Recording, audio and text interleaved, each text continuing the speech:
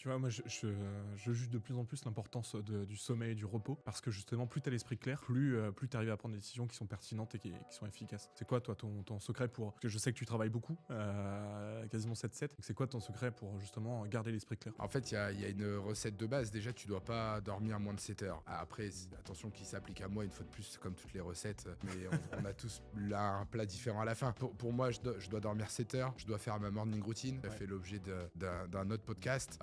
Et surtout, je dois m'endormir avec l'esprit léger.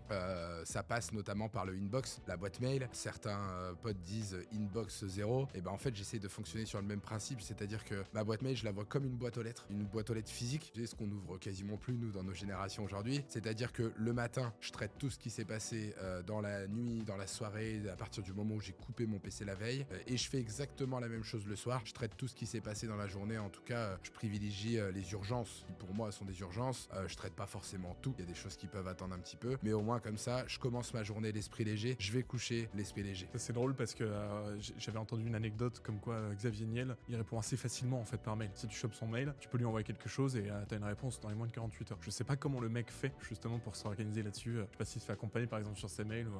Je pense pas que forcément il se fasse accompagner, puisqu'il y a des choses où tu peux pas du tout déléguer. Il y a des choses où on te contacte toi en direct. T'as bien un moment donné où t'es obligé de rebasculer le mail quelque part. Donc quoi qu'il arrive, il faut que toi t'aies l'action humaine. Non, je pense que c'est une histoire d'organisation et de discipline, une fois de plus. Le inbox 0 en commençant ta journée, le inbox 0 en finissant ta journée le soir. Tu laisses jamais personne sur le carreau. Dans l'ordre de priorité, toujours mes collaborateurs avant. Dès que j'ai un mail d'un collaborateur, je vais pas coucher tant que j'ai pas répondu. Et ensuite, c'est les partenaires, fournisseurs et clients. Mais vraiment, c'est une question d'organisation. Il y a des moments où tu penses que nous, on est overbooké en tant que chef d'entreprise. Finalement, en fait, c'est devenu un métier comme un autre. Je suis pas plus overbooké que mon assistante administrative, que ma coach qui développe mon business et qui gère les ventes, que mes développeurs, etc.